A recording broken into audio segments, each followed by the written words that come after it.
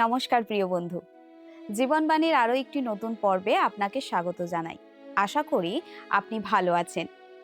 আমরা আদিপুস্তক বইটির মাধ্যমে আমাদের যাত্রা চালিয়ে যাচ্ছি। গত পর্বে আমরা আদিপুস্তকের 24 অধ্যায়ে দেখেছি কিভাবে অব্রাহাম তার বৃদ্ধ বয়সে তার পুত্র ইসাহাকের বিয়ের জন্য নিজের বিশ্বস্ত দাসকে মেসোপটেমিয়ায় পাঠান। সেই দাস ঈশ্বরের কাছে একটি বিশেষ চিহ্ন চেয়েছিলেন, আর ঈশ্বর রেবিকার মাধ্যমে সেই প্রার্থনা পূর্ণ করেন। এই ঘটনাটি আমাদের শেখায় যে জীবনের ছোট বড় সব সিদ্ধান্তেই ঈশ্বর আমাদের সুন্দরভাবে পথ দেখান। আজকের পর্বে আমরা দেখব সেই দাস কিভাবে মনোনীত কনের রেবিকাকে ইসাহাকের কাছে নিয়ে আসেন। তাহলে চলুন আজকের আলোচনা শুরু করা যাক।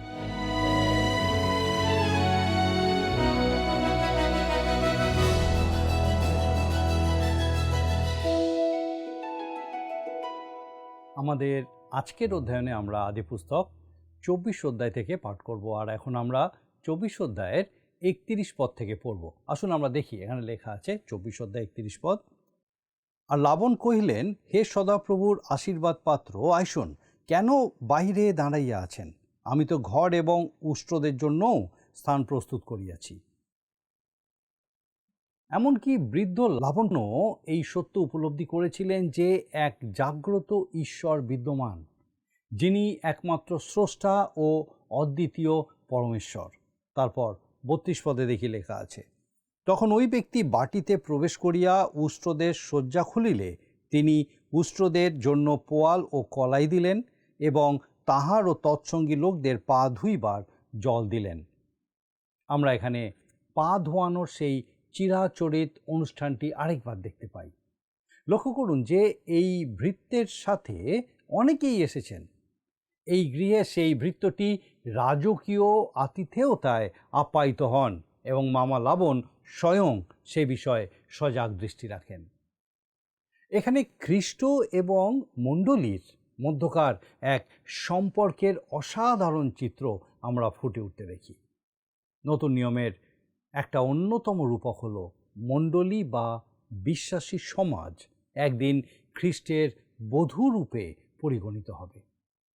বর্তমানে পবিত্র আত্মার মাধ্যমেই এই মণ্ডলীকে খ্রিস্টের চরণে জয় করে আনা হচ্ছে, যাকে পিতা ও পুত্র এই জগতে পাঠিয়েছেন।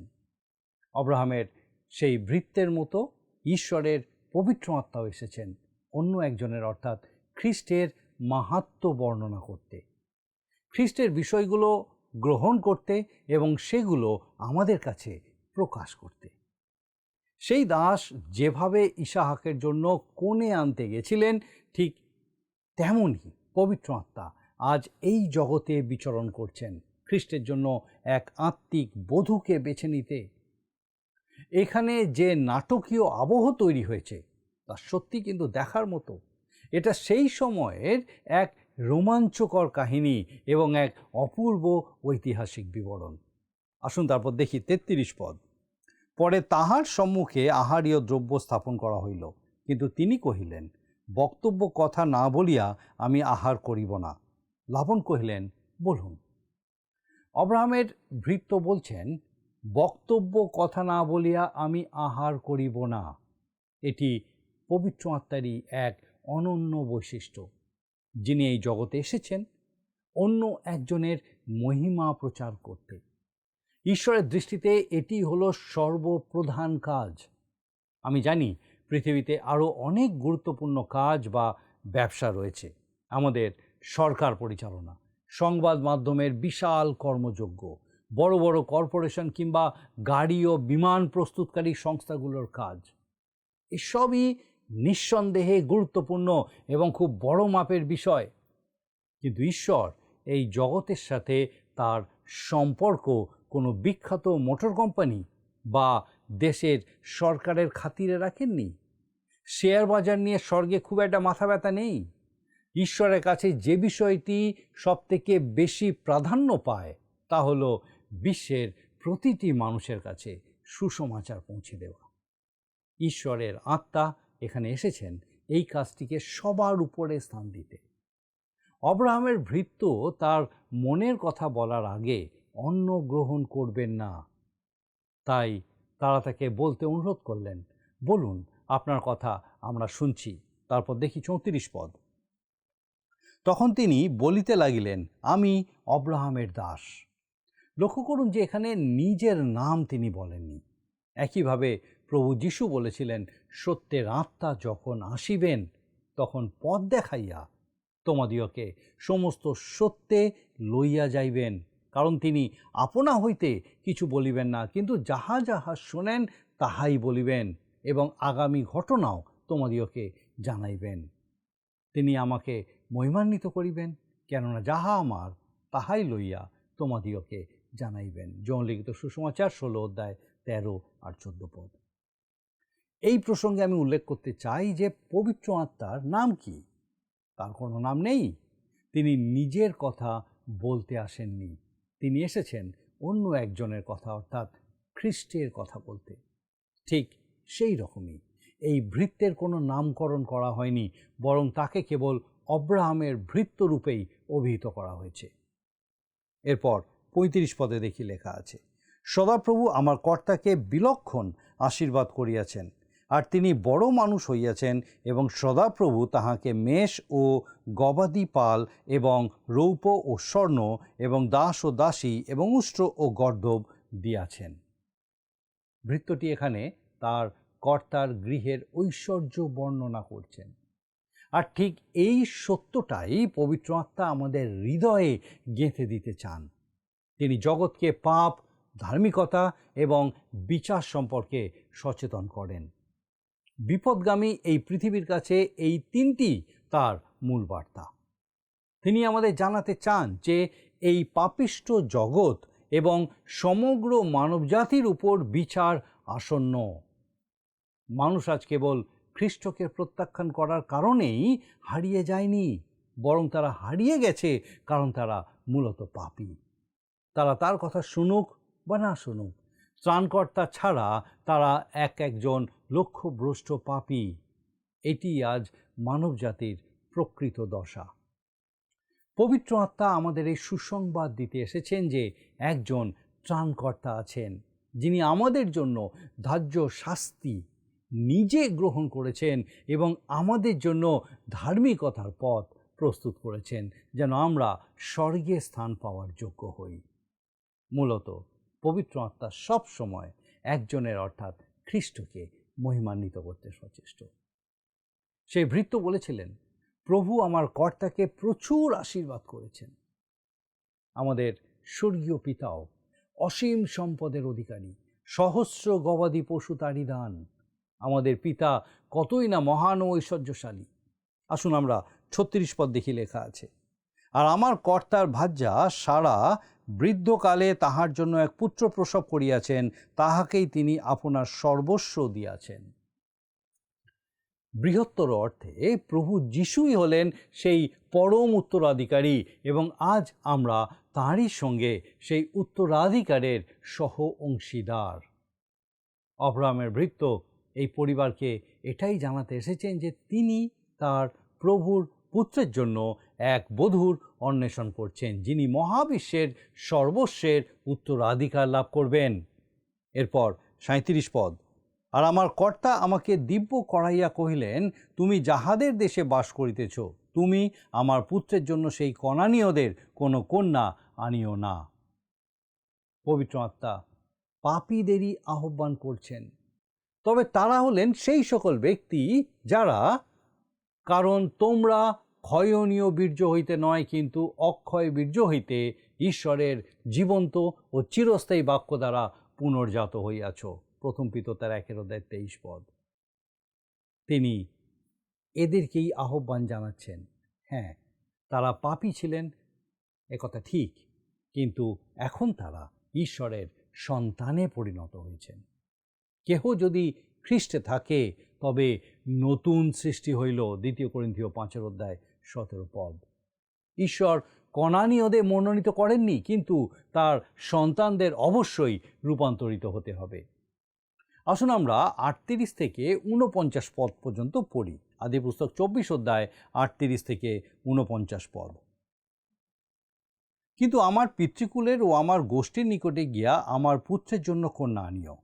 তখন আমি কর্তাকে কহিলাম, কি জানি, কোনো কন্যা আমার সঙ্গে আসিবে না। তিনি কহিলেন, আমি যাহার সাক্ষাতে গমনাগমন করি, সেই সদাপ্রভু তোমার সঙ্গে আপন দূত পাঠাইয়া তোমার যাত্রা সফল করিবেন, এবং তুমি আমার গোষ্ঠী ও আমার পিতৃকুল হইতে আমার পুত্রের জন্য কন্যা আনিবে। তাহা করিলে এই দিব্য হইতে মুক্ত হইবে। আমার গোষ্ঠীর নিকটে গেলে যদি তাহারা কন্যা না দেয়, তবে তুমি এই দিব্য হইতে মুক্ত হইবে। আর অদ্য আমি ওই কূপের নিকটে উপস্থিত হইলাম আর বলিলাম, হে সদাপ্রভু, আমার কর্তা অব্রাহামের ঈশ্বর, তুমি যদি আমার এই যাত্রা সফল করো, তবে দেখো আমি এই সজল কূপের নিকটে দাঁড়াইয়া আছি। অতএব জল তুলিবার নিমিত্তে আগত যে কন্যাকে আমি বলিব, আপনার কলস হইতে আমাকে কিঞ্চিত জল পান করিতে দিউন। তিনি যদি বলেন, তুমিও পান করো এবং তোমার উষ্ট্রদের জন্যও আমি জল তুলিয়া দিব, তবে তিনি সেই কন্যা হন যাহাকে সদাপ্রভু আমার কর্তার পুত্রের জন্য নিরূপণ করিয়াছেন। এই কথা আমি মনে মনে বলিতে না বলিতে দেখো রিবিকা কলস কন্ধে করিয়া বাহিরে আসিলেন। পরে তিনি কূপে নামিয়া জল তুলিলে আমি কহিলাম, বিনয় করি আমাকে জল পান করাউন। তখন তিনি শীঘ্র স্কন্ধ হইতে কলস নামাইয়া কহিলেন, পান করুন, আমি আপনার উষ্ট্রদিগকেও পান করাইব। তখন আমি পান করিলাম, আর তিনি উষ্ট্রগণকেও পান করাইলেন। পরে আমি তাহাকে জিজ্ঞাসা করিলাম, আপনি কাহার কন্যা? তিনি উত্তর করিলেন, আমি বথুয়েলের কন্যা। তিনি নাহরের পুত্র, যাহাকে মিল্কা তাহার জন্য প্রসব করিয়াছিলেন। তখন আমি তাহার নাকে নথ ও হাতে বালা পরাইয়া দিলাম, আর মস্তক নমন করিয়া সদাপ্রভুর উদ্দেশ্যে প্রণিপাত করিলাম, এবং যিনি আমার কর্তার পুত্রের জন্য তাহার ভাতৃকন্যা গ্রহণার্থে আমাকে প্রকৃত পথে আনিলেন, আমার কর্তা অব্রাহামের ঈশ্বর, সেই সদাপ্রভুর ধন্যবাদ করিলাম। অতএব আপনারা যদি এখন আমার কর্তার সহিত দয়া ও সত্য ব্যবহার করিতে সম্মত হন, তাহা বলুন, আর যদি না হন, তাহাও বলুন, তাহাতে আমি দক্ষিণে কিংবা বামে ফিরিতে পারিব। লাবণী হলেন এই পরিবারের মুখপাত্র। এখন তার উত্তর শুনুন। আমরা দেখি লেখা আছে 50 পদে, তখন লাবণ ও বথুয়েল উত্তর কহিলেন, সদাপ্রভু হইতে এই ঘটনা হইল, আমরা ভালো মন্দ কিছুই বলিতে পারি না। তারপর 51 পদ, ওই দেখুন রিবিকা আপনার সম্মুখে আছে, উহাকে লইয়া প্রস্থান করুন। এ আপনার কর্তার পুত্রের ভাজ্যা হোক, যেমন সদাপ্রভু বলিয়াছেন। তারা বললেন, আমাদের বিবেচনায় এই সকল বিষয়ই প্রভুর ইচ্ছা অনুসারে সম্পন্ন হচ্ছে। আপনি নিশ্চিন্তে অগ্রসর হন এবং রিবিকাকে আপনার সাথে নিয়ে যান। তারপর 52 পদে দেখি, তাহাদের কথা শুনিবা মাত্র অব্রাহামের দাস সদাপ্রভুর উদ্দেশ্যে ভূমিতে প্রণিপাত করিলেন। পরে সেই দাস রৌপের ও সুবর্ণের আভরণ ও বস্ত্র বাহির করিয়া রিবিকাকে দিলেন, এবং তার ভ্রাতাকে ও মাতাকে বহুমূল্য দ্রব্য দিলেন। পবিত্র আত্মা এইভাবেই ঈশ্বরের সন্তানদের অনুগ্রহ দান করেন। আমরা যখন খ্রিস্টের চরণে আশ্রয় নিই, তখন আমরা পবিত্র আত্মার সেই বায়না বা নিশ্চয়তা লাভ করি। বিশ্বাসের মাধ্যমে ধার্মিক প্রতিপন্ন হয়ে আমরা ঈশ্বরের সাথে শান্তি স্থাপন করি। আমাদের কাছে তার সান্নিধ্য লাভের সুযোগ অবারিত হয়, এবং আমরা আনন্দ, চিরন্তন আশা ও পবিত্র আত্মাকে প্রাপ্ত হই। রোমিও তার 5:1-5 এই বিষয়গুলো দেখবেন। এই সকল চমৎকার দানই আজ একজন বিশ্বাসীকে দেওয়া হয়েছে। এরপর 54 পদে দেখি, আর তিনি ও তাহার সঙ্গীগণ ভোজন পান করিয়া তথায় রাত্রিবাস করিলেন।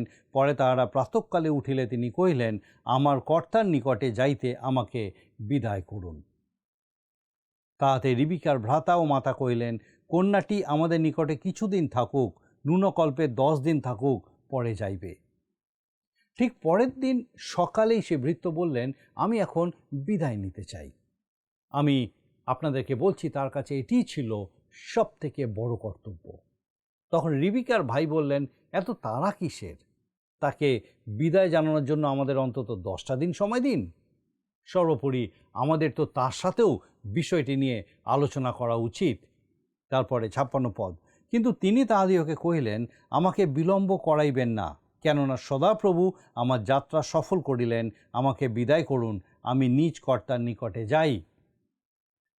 তাহাতে তাহারা কহিলেন, আমরা কন্যাকে ডাকিয়া তাহাকে সাক্ষাতে জিজ্ঞাসা করি। আমরা এখন এক অতি তাৎপর্যপূর্ণ পর্যায়ে উপনীত হয়েছি, যা আমার দৃষ্টিতে এক কথায় অপূর্ব। এ বিষয়টি কোনোভাবেই এড়িয়ে যাবেন না। আসুন আমরা দেখি তারপরে 58 পদ। পরে তারা রিবিকাকে ডাকিয়া কহিলেন, তুমি কি এই ব্যক্তির সহিত যাইবে? তিনি কহিলেন, যাইব। আসুন এই দৃশ্যটি আরও একবার গভীরভাবে দেখি। আতিথেয়তার মাঝেও আহারের চেয়ে নিজের প্রভুর দেওয়া কর্তব্য ও আগমনের উদ্দেশ্যকে অগ্রাধিকার দিয়ে সেই বিশ্বস্ত দাস তার অটল নিষ্ঠার পরিচয় দিয়েছেন। অতঃপর তিনি বললেন যে তিনি এসেছেন তার প্রভু অব্রাহামের পুত্র ইসাহাকের জন্য এক বধূ নিয়ে যেতে।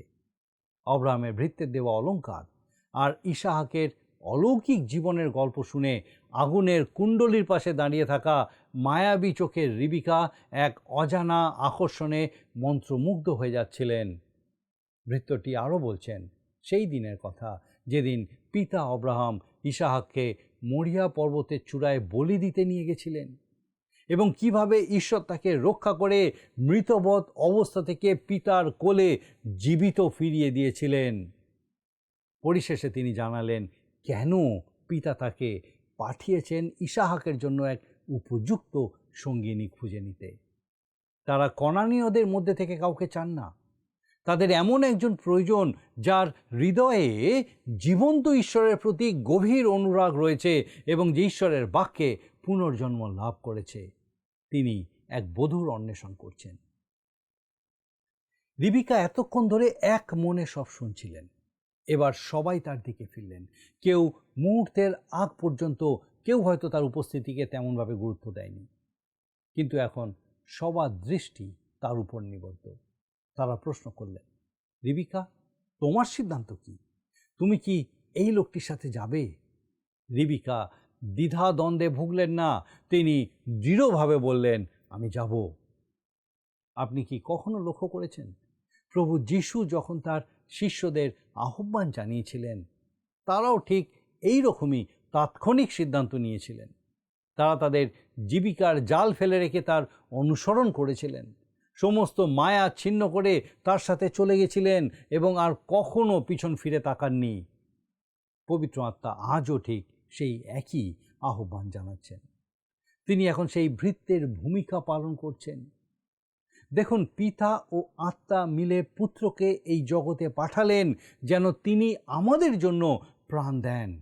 আর পুত্র যখন স্বর্গে ফিরে গেলেন, তিনি প্রতিশ্রুতি দিলেন যে তিনি পবিত্র আত্মাকে বা সেই শান্তিদাতাকে পাঠাবেন। আত্মা এখন এই পৃথিবীতে বিচরণ করছেন এবং এক বধূকে অর্থাৎ মণ্ডলীকে আহ্বান করছেন। তিনি বলছেন, তুমি কি যাবে? এই সেই ত্রাণকর্তা যিনি তোমার জন্য রক্ত দিয়েছেন। তিনি তোমাকে রক্ষা করবেন, তবে তোমাকে প্রথমে পরিত্রাণ পেতে হবে। একজন পাপী হিসেবে তার কাছে এসে নিজের অবস্থা স্বীকার করতে হবে এবং তাকে উদ্ধারকর্তা রূপে গ্রহণ করতে হবে। যখন তুমি তা করবে, তুমি এক আত্মিক নতুন জন্ম লাভ করবে। তুমি ঈশ্বরের সন্তানে পরিণত হবে এবং সেই মণ্ডলীর অংশ হবে যাকে একদিন খ্রিস্টের সামনে বধূ রূপে উপস্থাপন করা হবে। প্রশ্ন একটাই, আপনি কি যাবেন? আপনি কি এই নিমন্ত্রণ গ্রহণ করবেন? আপনি কি যিশুকে আপনার ত্রাণকর্তা রূপে বিশ্বাস করবেন? সময় নষ্ট নয়, হয় আপনি হ্যাঁ বলবেন, নয়তো না। প্রভুর বাক্যের এক প্রচারক যখন খ্রিস্টের বাক্য প্রচারের পর জিজ্ঞাসা করলেন, আপনারা কি তাকে গ্রহণ করবেন? তৎক্ষণাৎ এক যুবক যে গভীরভাবে আলোড়িত হয়েছিল, সে ঠিক সেই মুহূর্তেই উঠে দাঁড়িয়ে সামনে এগিয়ে এলো। তার মধ্যে কোনো দোটানা ছিল না, কোনো অনিশ্চয়তা ছিল না। সত্যি এরকম স্পষ্ট ও সাহসী সিদ্ধান্ত আমার খুব পছন্দ হয়। ঈশ্বর আপনাকে ঠিক এইভাবেই চান। তিনি এইভাবে আপনাকে গ্রহণ করবেন এবং এটি একমাত্র পথ। এবার শুরু হলো তাদের মূল যাত্রা। তারা প্রতিশ্রুত দেশের উদ্দেশ্যে যাত্রা শুরু করলেন। আসুন আমরা 59 পদটা পড়ি। তখন তাহারা আপনাদের ভগিনী রিবিকাকে ও তার ধাত্রীকে এবং অব্রাহামের দাসকে ও তার লোকদিগকে বিদায় করিলেন। আর রিবিকাকে আশীর্বাদ করিয়া কহিলেন, তুমি আমাদের ভগিনী, সহস্র সহস্র অযুতের জননী হও, তোমার বংশ আপন শত্রুগণের পুরোদ্ধার অধিকার করুক। এই ভবিষ্যৎবাণীটি ইতিমধ্যেই পূর্ণ হয়েছে। আমরা এখানে কোনো অপূর্ণ নয়, বরং পূর্ণ হওয়া ভবিষ্যৎবাণী নিয়ে কথা বলছি। তারপর দেখি 61 পদে, পরে রিবিকা ও তাহার দাসীগণ উঠিলেন এবং উষ্ট্রে চড়িয়া সেই মনুষ্যের পশ্চাৎ গমন করিলেন। এইরূপে সেই দাস রিবিকাকে লইয়া প্রস্থান করিলেন। তাদের ফেরার পথটি ছিল অনেক দীর্ঘ। এই যাত্রাপথের বিশদ বিবরণ আমাদের জানানো হয়নি, তবে আমি জানি যে উটের পিঠে চড়া খুব সহজ কাজ নয়। মানুষ এগুলিকে মরুভূমির জাহাজ বলে। সত্যি বলতে নৌকায় চড়ে আমি যতবার ভ্রমণের ধাক্কা সামলেছি, এটি তার চেয়ে কোনো অংশে কম ছিল না। উটে চড়া মোটেও আরামদায়ক নয়। আর ভেবে দেখুন, সেই উত্তপ্ত মরুভূমির বুক চিরে দিনের পর দিন ওই উটের পিঠেই পাড়ি দিতে হয়েছে তাদের। সেই তপ্ত মরুভূমিতে সারাদিন হাড় ভাঙা খাটুনির পর সন্ধ্যার দৃশ্যটি আমি কল্পনা করতে পারি। ইসাহাকের কথা শুনতে শুনতে রিবিকার দীর্ঘ মরুযাত্রার ক্লান্তি এক মায়াবী স্বপ্নে বিলীন হয়ে গেছিল। গন্তব্যের প্রবল টানে, প্রখর রোদ আর পথের সব কষ্ট তুচ্ছ করে তারা নিরন্তর এগিয়ে চললেন। অবশেষে দীর্ঘ পথ পেরিয়ে তারা প্রতিশ্রুত সেই ভূমির সেই পবিত্র বেরলহয় রই স্থানে এসে পৌঁছালেন। তারপর আমরা 62 পদে দেখি, আর ইসাহাক বেরলহয় রই নামক স্থানে গিয়া ফিরিয়া আসিয়াছিলেন, কেননা তিনি দক্ষিণ দেশে বাস করিতেছিলেন। এটি হেব্রন এবং বেতশেবার সেই মনোরম দেশের একেবারে দক্ষিণ প্রান্তের কথা। তারপর 63 পদে, ইসাহাক সন্ধ্যাকালে ধ্যান করিতে ক্ষেত্রে গিয়াছিলেন, পরে চক্ষু তুলিয়া কহিলেন, আর দেখো, উষ্ট্র আসিতেছে। এই মানবীয় কাহিনীর মধ্যে দিয়ে আমরা আসলে এক মহিমান্বিত দৃশ্যের আভাস পাই। যখন খ্রিস্ট তার বধূকে, এ মণ্ডলীকে গ্রহণ করতে আসবেন, অনেকে প্রায় বলেন, প্রভু যখন আসবেন এবং আমরা তার সাথে মেঘ তলে মিলিত হব, তখন সেটা কতই না চমৎকার হবে। কিন্তু এখানে আরেকটি দিকও আছে, যারা তার আসার সময় তার সাথেই থাকবেন। মণ্ডলীর অধিকাংশ সদস্য ইতিমধ্যেই মৃত্যুর দুয়ার অতিক্রম করেছেন। যখন প্রভু আসবেন, তারাও তার সাথে আসবেন। তাদের মৃত দেহসমূহ পুনরুত্থিত হবে এবং তাদের আত্মা ও শরীর পুনরায় একত্রিত হবে। আর আমরা যারা জীবিত থাকব, আমাদের সেই মৃতদের সাথে তুলে নেওয়া হবে, যেন আমরা আকাশে প্রভুর সাক্ষাৎ পাই। যারা আগে মৃত্যুবরণ করেছেন, তারা তখনই তাকে দেখতে পাবেন যখন তিনি পিতার ডান দিক থেকে উঠে দাঁড়াবেন এবং মণ্ডলীকে তার সাথে মিলিত হওয়ার জন্য আহ্বান জানাবেন। এটাই সেই চিত্র। আর কি গৌরবময় চিত্র এটা। এরপরে 64 পদ, আর রিবিকা চক্ষু তুলিয়া যখন ইসাহাককে দেখিলেন, তখন উষ্ট্র হইতে নামিয়া সেই দাসকে জিজ্ঞাসা করিলেন, আমাদের সঙ্গে সাক্ষাৎ করিতে ক্ষেত্রের মধ্য দিয়ে আসিতেছেন ওই পুরুষকে? দাস কহিলেন, উনি আমার কর্তা। তখন রিবিকা আবরক লইয়া আপনাকে আচ্ছাদন করিলেন। খ্রিস্টের বধূরূপে আমাদের অবশ্যই তার ধার্মিকতার পরিচ্ছদে সজ্জিত হতে হবে। বস্তুত তিনি নিজেই আমাদের জন্য সেই ধার্মিকতা হয়ে উঠেছেন। আমাদের অপরাধের কারণে তাকে সমর্পণ করা হয়েছিল এবং আমাদের ধার্মিক প্রতিপন্ন করার জন্য তিনি পুনরুত্থিত হয়েছিলেন, যেন আমরা এমন এক পবিত্রতা লাভ করি যা আমাদের ঈশ্বরের সম্মুখে দাঁড়ানোর যোগ্য করে তোলে। দীর্ঘ পথ পেরিয়ে রিবিকা যখন প্রিয়তম ইসাহাকের সামনে দাঁড়ালেন, তাকে দেখলেন, তখন তার অন্তহীন অপেক্ষার অবসান হলো এবং চাক্ষুষ পরিচয়ের সেই মহেন্দ্রক্ষণ উপস্থিত হলো। আজ আমরাও যিশুকে না দেখেও ভালোবেসে তার জন্য অপেক্ষা করছি। ঠিক যেমন প্রথম পিতর 1:8 পদে বলা হয়েছে, তাহাকে তোমরা না দেখিয়াও প্রেম করিতেছ। রিবিকা যেমন ইসাহাককে চিনেছিলেন, তেমনি আমরাও যখন তার মুখোমুখি হব, তখন তার হাতের সেই পবিত্র প্রেকের ক্ষতচিহ্ন দেখেই আমাদের মুক্তিদাতাকে চিনতে পারব। আমরা পড়ি 66 পদ, পরে সেই দাস ইসাহাককে আপনার কৃত সমস্ত কর্মের বিবরণ কহিলেন। পবিত্র আত্মা আমাদের চিহ্নিত করেছেন এবং মুক্তির সেই মহেন্দ্রক্ষণে তিনি আমাদের খ্রিস্টের চরণে পৌঁছে দেবেন। বিশ্বাস করুন, আব্রাহামের সেই ভৃত্যের জন্য রিবিকাকে ইসাহাকের কাছে পৌঁছে দেওয়াটা ছিল এক নিশ্চিত বিষয়।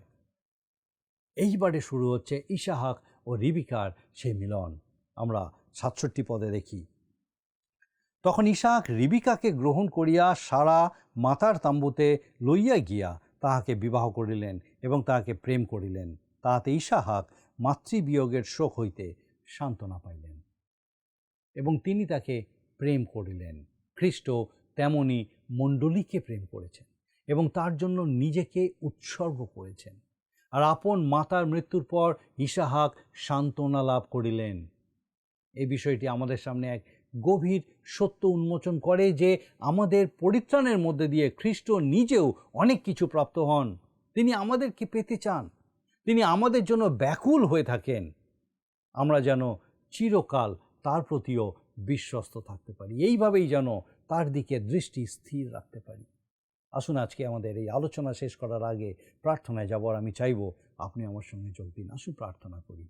মঙ্গলময় পিতা, ধন্যবাদ দিই প্রভু যে তোমার পবিত্র পরাক্রমে তুমি আমাদেরকে তোমার এই জীবন্ত বাক্য দ্বারা এই গভীর সত্য আমাদের সামনে রাখলে। কিভাবে তুমি আমাদেরকে প্রেম করেছ এবং কীভাবে তুমি চাও যেন আমরা তোমার সঙ্গে মিলিত হই। ধন্যবাদই আমাদের প্রত্যেক দর্শক বন্ধুর সঙ্গে আরেকবার পিতাগো তোমার পবিত্র পরাক্রমে তোমার এই জীবন্ত সত্য নতুনভাবে তুমি তাদেরকে জানতে বুঝতে সাহায্য করলে। প্রার্থনা করি আমাদের সেই প্রত্যেক দর্শক বন্ধু, তাদের পরিবার পরিজন প্রত্যেককে তোমার পবিত্র আত্মার সুরক্ষায় সুরক্ষিত রাখো, সুস্থ রাখো। সমস্ত রকম মন্দতা থেকে, মন্দ দৃষ্টি থেকে পিতাগো সমস্ত রকম ও অশান্তি থেকে রক্ষা করো এবং তোমার শান্তি, তোমার আনন্দে পূর্ণ রাখো। তোমার যিশু নামে ভিক্ষা দয়া করে শ্রবণ গ্রহণ করো। আমেন।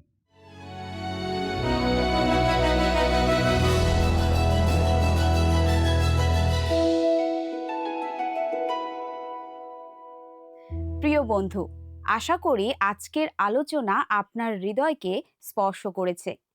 আদিপুস্তক 24 অধ্যায় থেকে আমরা শিখলাম কিভাবে ঈশ্বর প্রার্থনার উত্তর দিয়ে অব্রাহামের দাসের মাধ্যমে ইসাহাকের জন্য সঠিক পাত্রী রিবিকাকে মনোনীত করলেন। এই ঘটনাটি আমাদের মনে করিয়ে দেয় যে জীবনের প্রতিটি সিদ্ধান্তে ঈশ্বর আমাদের পথ দেখান এবং পবিত্র আত্মা এভাবেই আমাদের খ্রিস্টের কাছে আহ্বান জানান। আগামী পর্বে আমরা 25 অধ্যায় নিয়ে আলোচনা করব, যেখানে অব্রাহামের মৃত্যু এবং এশো ও জাকবের জন্মের কাহিনী তুলে ধরা হবে। সেই পর্যন্ত ঈশ্বরের সান্নিধ্যে থাকুন এবং আশীর্বাদিত হন। আজকের জন্য বিদায়। ঈশ্বর আপনার মঙ্গল করুক। নমস্কার।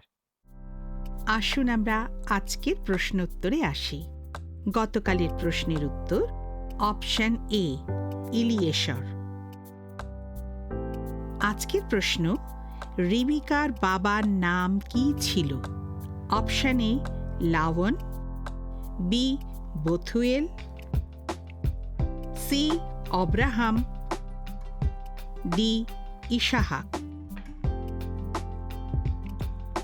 বন্ধু, এই প্রশ্নের উত্তর আগামীকাল সন্ধ্যে 6টার মধ্যে option A, B, C, D সহকারে আপনার নাম ও সম্পূর্ণ ঠিকানা সহ 9433497235 এই নম্বরে হোয়াটসঅ্যাপে বা SMS-এ পাঠাবেন।